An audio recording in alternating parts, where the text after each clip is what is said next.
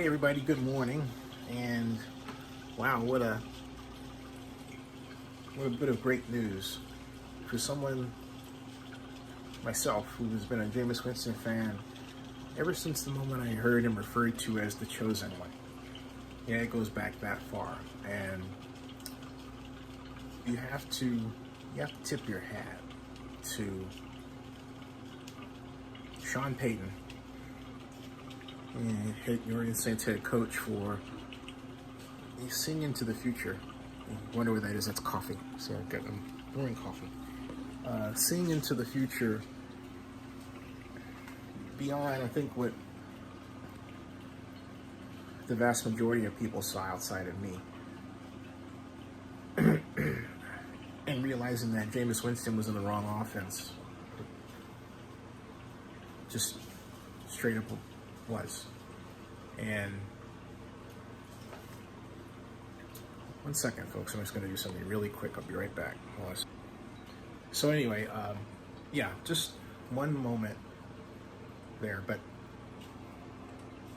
he saw into the future and realized that, Sean Payton did, that Jameis Winston was in the wrong offense in the Tampa Bay Buccaneers. And as I've stated before, he's been in the wrong offense all of his professional life until this point. He needed to be in, going back to Stanford days, Bill Walsh, ball control offense. And I say that because you would say, wait a minute, he went to Florida State. Right, but he got an offer from Stanford, okay? Stanford went after him. And can you imagine how great a quarterback in college David Shaw would have made Jameis Winston NFL ready? Stanford would have had 2 number 1 first rounders. And I know David saw that into the future. He saw that, okay? David Shaw is one of my favorite coaches. And he saw Jameis Winston's talent before everybody did. He just wasn't able to land him. And Jameis wanted to stay in the South because he wanted to be close to his family.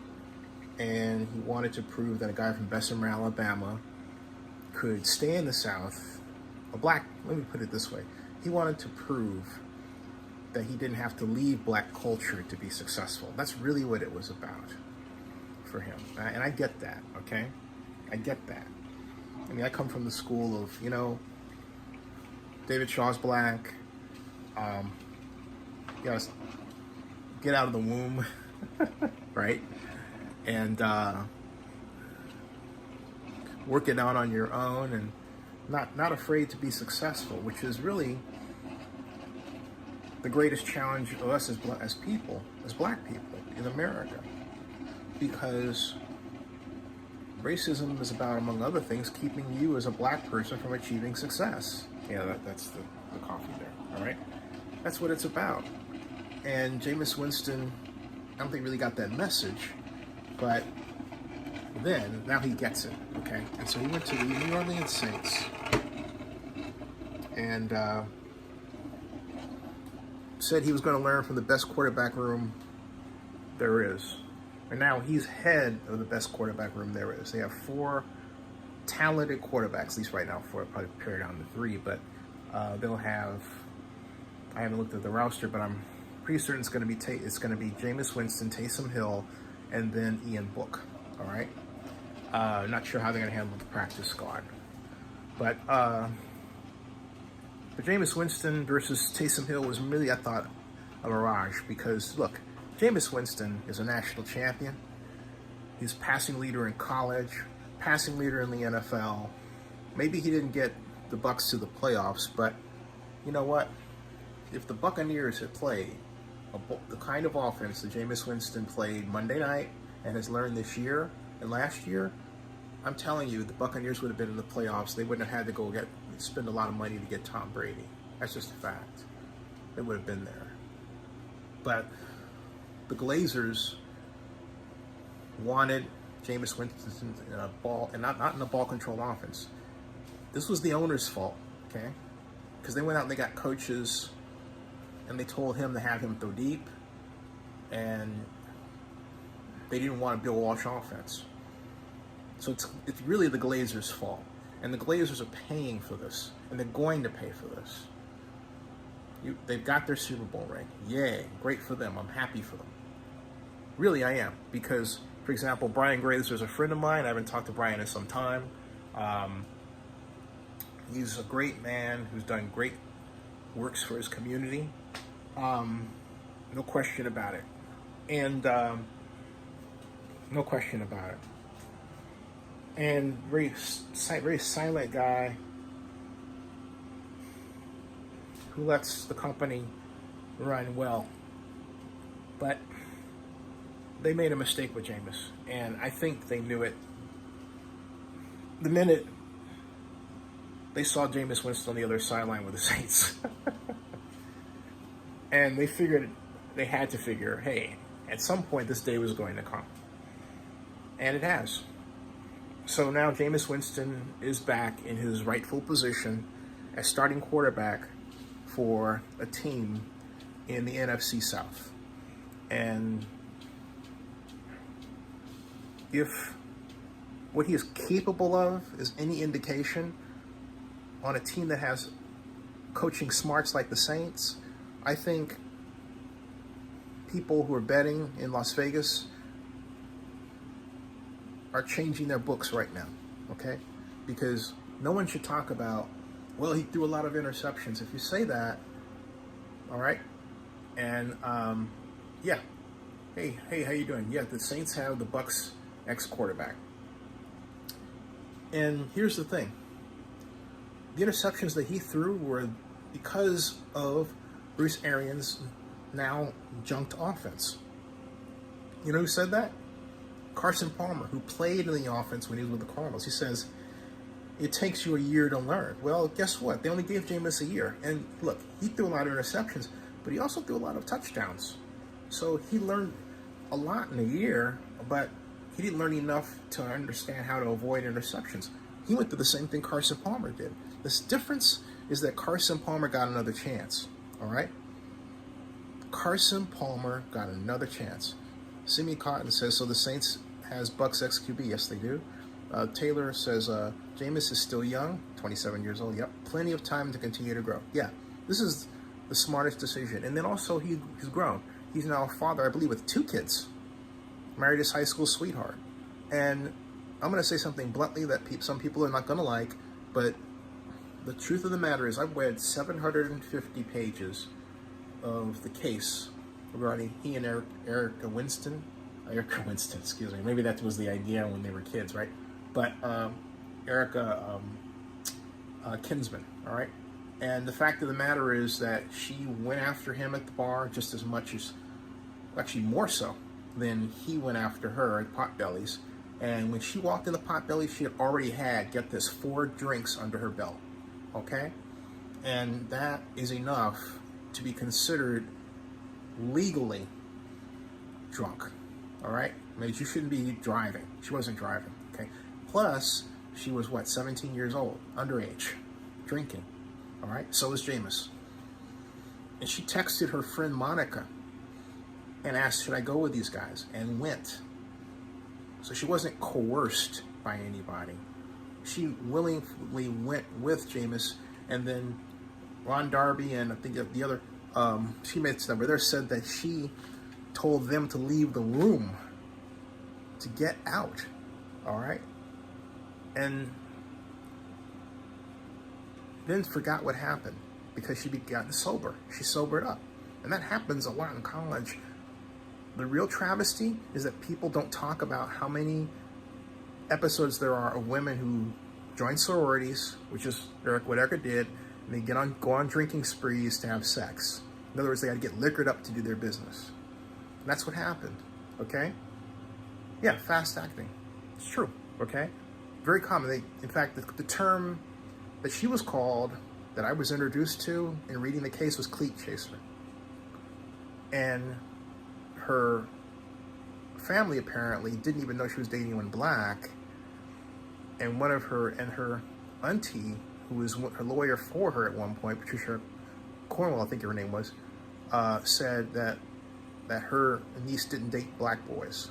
She had had sex with 2 black boys within the space of 24 hours. This fellow from Eastern Illinois University, who came from Florida, where she met, and Jameis Winston, okay? So she didn't tell the truth. And then worse yet, she got other people who have their own issues with black men and sex, and they attack black male sexuality to go after him. And they still are paying marketing companies to put stuff bad about him on social media. No black person should go through that. Nobody should go through that. Ben Roethlisberger didn't go through the kind of treatment that Jameis Winston goes through. And he had that problem twice. Okay? Twice. So it's time to stop and leave him alone. Jameis Winston, I had the pleasure of meeting briefly at the Super Bowl Media Day, or media room in Super Bowl 50 at Moscone Center in San Francisco. Is a person who wants to please everybody. He just wants to, he wants people to like him. And there's nothing wrong with that. We all want people to like us. So, but then you're also a big star, and you're young, you're just learning the ropes. And you're getting bad advice. The Uber driver, no one breathalyzed her. They should have. And the people that put him in the car were his agent, his ex-agent, who said, "You're taking a big NFL star." Oh my God. So here's a person so poor they have to drive an Uber, and you're putting a big NFL star in her car, and you don't know what her mentality is like, or what she might come up with. And Jameis was drunk, okay? So it was right to put him in the car. But the simple fact of the matter is the agent didn't even go with him. It's bad stuff. So now we can officially say, you know what? That's enough of that. In the past, he's married, he's got a beautiful home, he's doing great things to the community, and everybody who is connected with him loves him. That's the biggest compliment of all, okay? The biggest one. Now let's talk about how he's going to do with the Saints in that offense. Oh boy. Oh boy. Do you know that, and I meant to make a video about this, they had Mike Martz. Let me read some more of your comments. Oh, yeah. Marty Frost, hey Marty says, and he got his eyes fixed. Yeah, he got his eyes fixed. But do you know Mike Martz? I don't know if you know who Mike Martz is, all right? Oh, Taylor says, that's like Deshaun Watson. He is the star. He doesn't have to mess with the massage therapist. He gets IG models. Well, you know what, Taylor? I'm going to tell you something. I'm going to tell you that of those 22 filed cases by Tony Busby, who I admire as an attorney under the circumstances, but I don't like what he did, 75% of those are fake. Okay? They're fake. We took the same text, repeat them over and over again. There's no dates for some of them as to when these supposed incidents occurred. You hear what I'm saying? All right? And when you look at the ones where someone's pointing a finger at him and speaking, which is a handful, a precious few, then they have other notes, emails, texts, voicemails saying, hey, look, they want to basically have Deshaun Watson back again. This is a setup for money. Why? The pandemic. Someone concocted this scheme for a massage therapist to get rich. They took it to Tony Busby, and it was perfect because Deshaun Watson wanted to leave the Texans. If Deshaun Watson had not said he wanted to leave the Texans, I guarantee you none of this would have happened. If Deshaun Watson had not said he wanted to leave the Texans, none of this would have happened. And Taylor says they slandered him. They certainly did. They slandered him.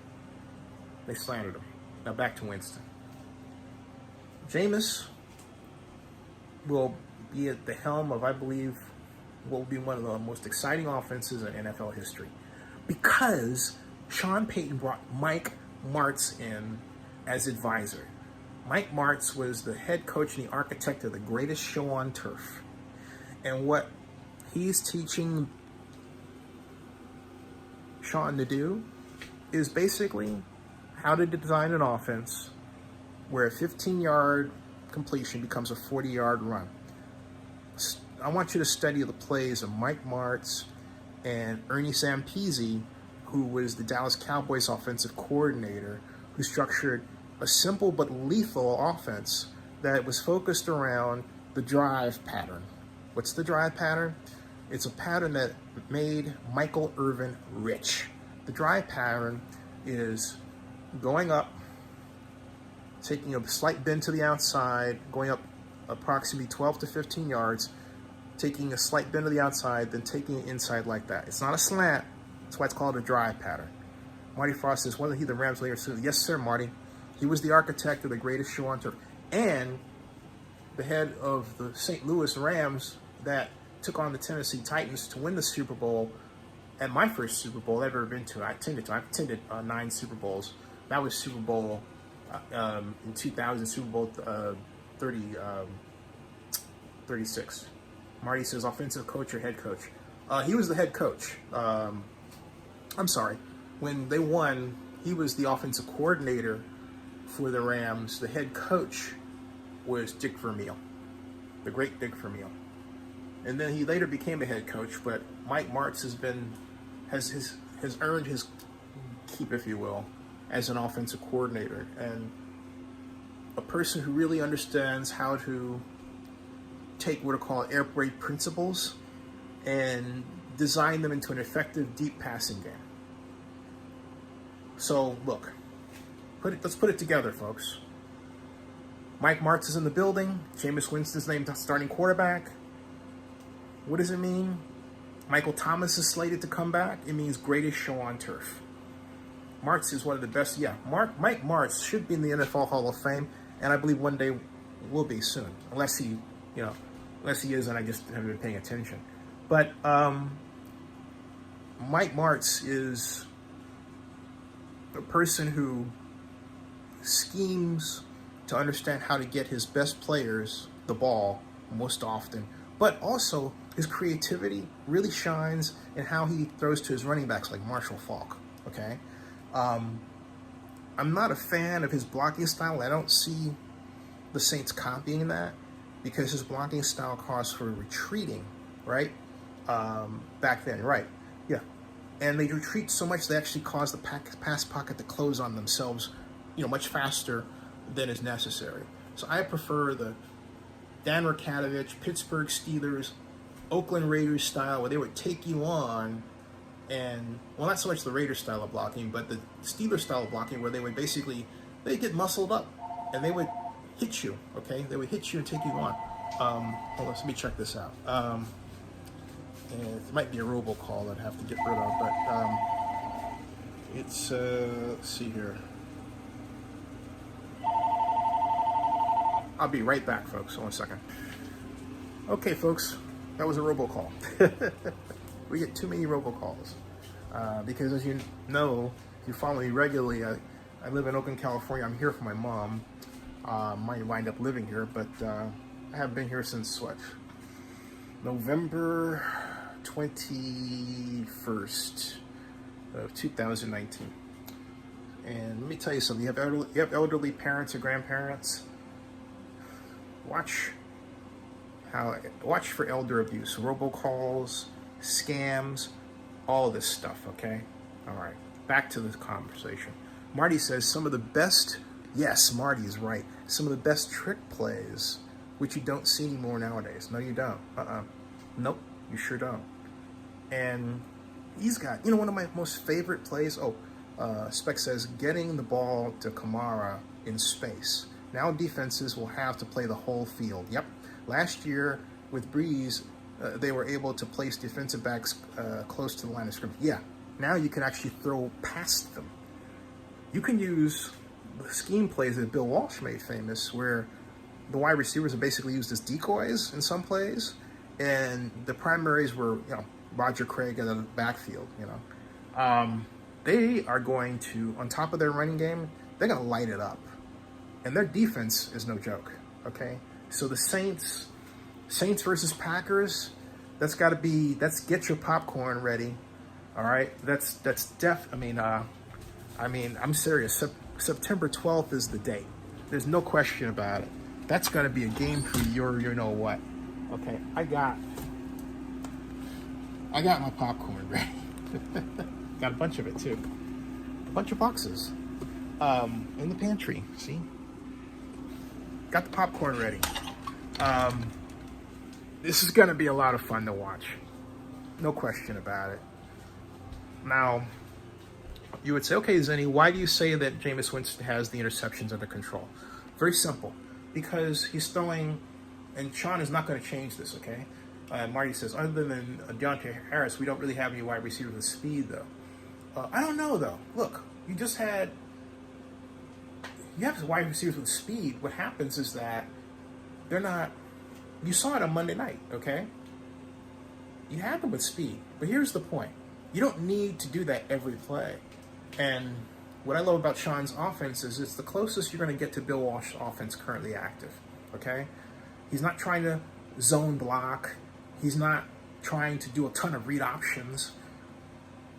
What he does is employ Bill Walsh principles. Like, for example, that flare pass that was thrown Monday night, Jameis threw that textbook Bill Walsh. He says, right in front of the receiver, okay, just about 2 feet in front of the receiver like that, okay? It should be there.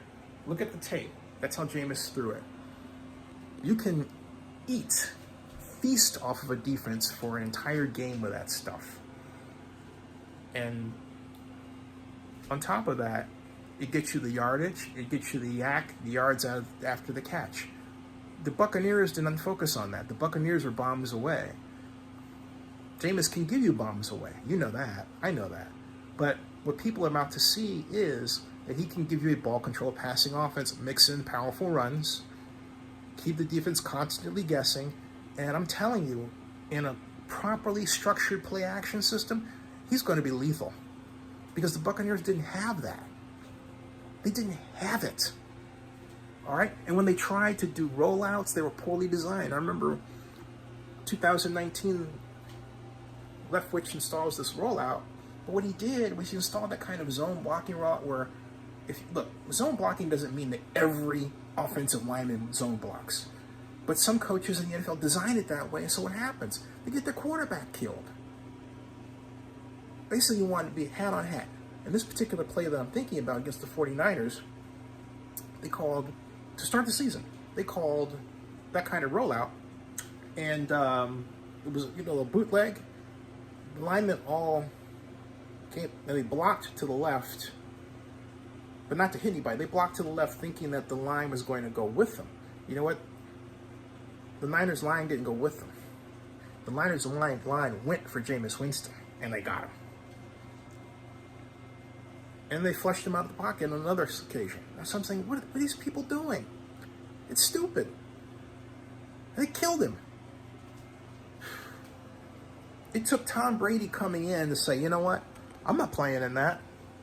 And guess what they did? They changed it. It was more than, they didn't put up food plays. Spec says Winston will throw guys open. Callaway looks good enough. Definitely. Yeah, because when he caught just a touchdown, someone was writing on Twitter, of course under an account that doesn't have a real name, right? Well, he's going to do what he did before throwing open in the coverage. No, he didn't. Callaway had those guys beat.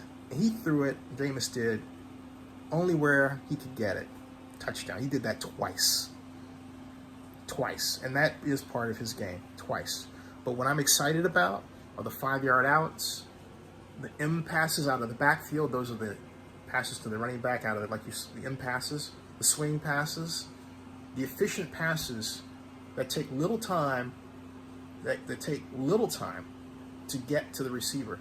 Marty says, but I thought the pass he threw, the 53-yarder, was good, but but watch all these reports on TV that said there wasn't a good pass. Right. Because this is what I'm talking about, Marty. They're engineered to come up with BS about Jameis. They didn't want Jameis to be the starter. There are people with money behind that, all right? They don't want you to think great of him, okay? And Marty says that the corners that were on them rookies, and if they wouldn't have been veterans, they could have broken the pass up. No, they couldn't. Take a look at where the ball was placed, all right? That's why they got a PI. Evans and Godwin were out last 3 games 2019. Otherwise, it would not have been 30 interceptions. Hey, there were 30 interceptions because, not because of the players. It's because, very simply, Bruce asked him to throw 18 yards, 15 yards, and today's NFL, the cornerbacks are faster in many cases than the receivers. Plus, they're scouting you.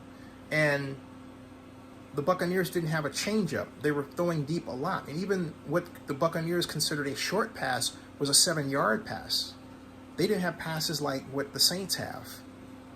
Okay? So I'm begging you all to pay attention to plays and scheme. Forget players, because players only do, as Derek Carr told me when I interviewed him, I only do what the coaches tell me to do. And why? Because they want to have that job, right? They want to have that job. So don't blame the players, blame the coaches. What I don't like is there's this sort of like underlying tacit agreement between the broadcasters and NFL coaches that they won't criticize them. You know what? Criticize them. That's what social media is good for, okay? Spec says ESPN and these sock Twitter accounts constantly joke around.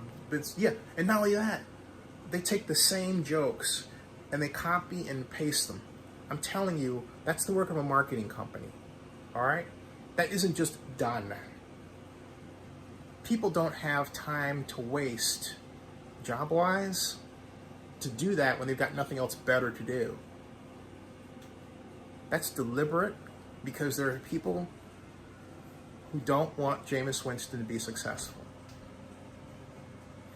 And they are trying to slow the emergence of the black quarterback. If you want to put it bluntly, that's what's going on. Because they believe, for some stupid reason, that they don't want the NBA, they don't want the NFL to become like the NBA. But you know what? The NBA is doing well financially. So why not? Okay? You have to change with the times. But that's really what you're seeing, folks. So they're trying to stamp down. But as you know, what's the old saying? Ball don't lie. Okay? Ball don't lie. And unfortunately, that's the only way that we've been able to excel through the history. You put us on the playing field, we excel. Boom. That's it. And I'm going to make something clear too, okay? This isn't pro-black, anti-anybody else, or anti-white. No, not at all. Most of my friends in my history have been white. Just because of the way that I grew up, the way that I talk, everything. It's a long story. It's not about me, it's about Jameis. But it is about the choices we make. And whereas I said, hey, look, you should have went to Stanford, he didn't want to go into what he thought was a white culture. I think still that's a mistake. But he's emerged from it and essentially went into a smart culture that Teddy Bridgewater went into. We're changing as people, okay? And it's a good thing. We're not afraid to be smart. We're not afraid to use the Queen's English, if you will, right? English is the language of commerce. Remember that, folks. So, and then also, there's nothing wrong with saying, like, I'm Italian, right? My teacher would say, I'm Italian, you know? Or Portuguese, or Latino. Say I'm black, too. Nothing wrong with that. Everybody is a something. The trick is to learn to love other people, right? And love yourself. And in our case, racism keeps us from jobs, training, investments, and then you have other people turning around and saying, see, they can't do. Well, the reason why we couldn't do it is because people were being stopped and killed for trying to do it. Marty Fry says, I know people and are haters, and I think the Saints are still hated to this day from the time Sean Payton headhunted out on Favre. Yeah, there are people that are called out on that. That's right. But I think people who are fans of football should become fans of ball control offense. Oh, everybody, please read this. Go online. I want you to Google controlling the football with a passing game. I'll repeat, controlling the football with a passing game. I'll repeat again, controlling the football with a passing game. Why? That's the paper, the 1978 famous paper that was written by Bill Walsh, head coach of Stanford, that serves as the Bible for ball control passing to this day. Read it. If you want to understand what the Saints are about to unleash and what other teams use to some degree today, and what made Bill Walsh famous, and what's used in high schools, colleges today, read it. Controlling the football with a passing game. I'll repeat again. Controlling the football with a passing game. It's a read, but you'll recognize concepts like, for example, throwing without. This is where I really got excited regarding Jameis and the Saints. Throwing without a hitch step. Now, what is that? That's basically taking a drop back and on. Let's say you take 1, 2, 3, 4, 5, then you stop and you throw. You don't hitch. You just 1, 2, 3, 4, 5, and you plant your foot and you throw. It's a timing footwork practice that is freaking hard to do. Jameis Winston did it in practice with the Saints, threw a beautiful 45-yard bomb touchdown. All right. Sean says Winston is smart. He's just a country guy. Yep. So the perception he's not intelligent.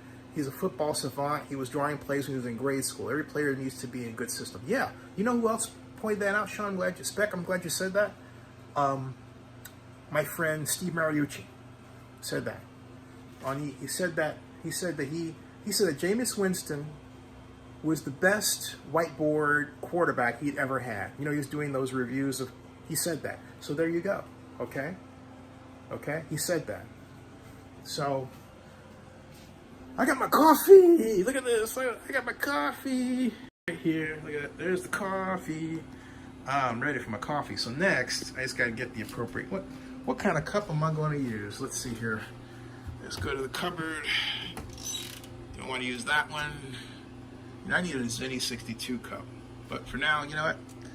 I just need some caffeine. So I'm going to get that one. Oh, yeah. Go over here. Get the coffee. Put that out there. There's the coffee pot. Oh, yeah. Coffee in the morning. Maybe I should do this more often, huh? Coffee in the morning with Zenny. Maybe I should tell it. What do you guys think, huh? Coffee in the morning with Zenny. NFL football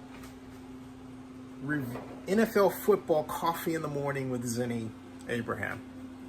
How do you guys like the sound of that? Title, you know, pick some title. Hey, my email is zennie@zennie62.com. Zennie is zennie62.com. So guess what? I'm gonna enjoy this. Well, you know what? I got my air conditioner on over here because even though our air conditioner is on, it's hot as the dickens down here. So, whew. But hear that noise? I'm gonna set this down right here. Get away from it for a moment and leave you with some closing thoughts, as it were. I'm going to do more on this because it's exciting, very exciting development. So get this, and Jameis Winston, and then Aaron Rodgers. Oh my gosh, this is going to be huge, absolutely huge. Okay, absolutely huge. Can't say enough. All right, folks, I'm going to sit down and enjoy my coffee. Thank you all. Spec, thank you. Marty, thank you. Everybody watching, thank you very much for listening, for providing your comments here. And that ends this broadcast. I'll see you.